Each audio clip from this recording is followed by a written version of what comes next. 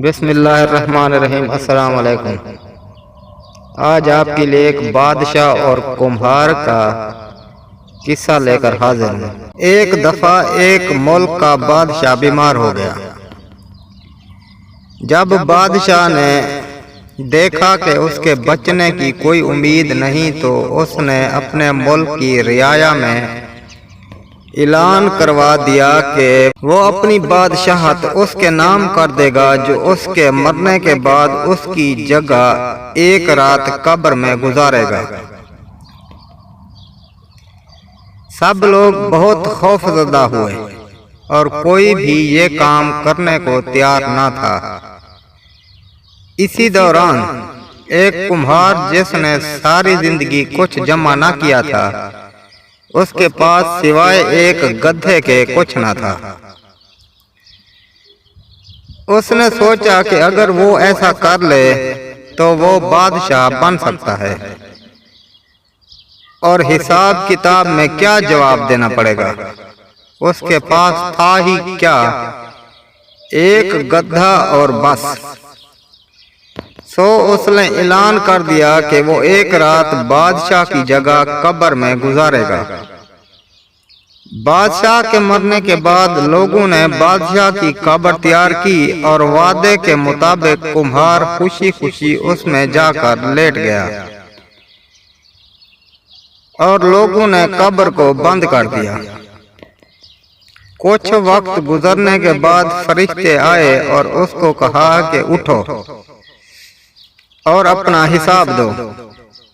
उसने कहा, भाई हिसाब किस चीज का? मेरे पास तो सारी जिंदगी था ही कुछ नहीं सिवाय एक गधे के। फरिश्ते इसका जवाब सुनकर जाने लगे, लेकिन फिर एकदम रुके और बोले, जरा इसका नामा अमाल खोल कर देखें, इसमें क्या है। बस फिर क्या था, सबसे पहले उन्होंने पूछा कि हाँ भाई, फलां दिन तुमने गधे को एक वक्त भूखा रखा था। उसने जवाब दिया, हाँ। फौरी तौर पर हुक्म हुआ कि इसको 100 दुरे मारे जाएं।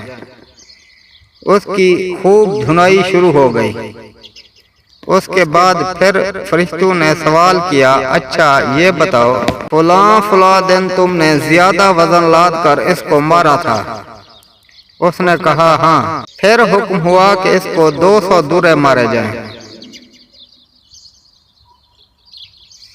फिर मार पड़ना शुरू हो गई। गर्ज सुबह तक इसको मार पड़ती रही। सुबह सब लोग इकट्ठे हुए और कब्र कुशाई की, ताकि अपने नए बादशाह का इस्तकबाल कर सके। जैसे ही उन्होंने कब्र खोली तो उस कुम्हार ने बाहर निकलकर दौड़ लगा दी।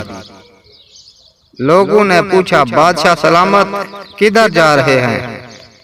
तो उसने जवाब दिया, ओ भाइयों, पूरी रात में मैं एक गधे का हिसाब नहीं दे सका, तो पूरी रियाया और मुमलिकत का हिसाब कौन देता फिरे? कभी सोचा है कि हमने भी हिसाब देना है, और पता नहीं कि किस किस चीज का हिसाब देना पड़ेगा, जो शायद हमें याद भी नहीं है। तो कैसा लगा आपको ये दिलचस्प वाकया? पसंद आया तो चैनल को सब्सक्राइब करें और वीडियो को दोस्तों के साथ ज़रूर शेयर करें और लाइक करना ना भूलिएगा। अल्लाह हाफ़िज़।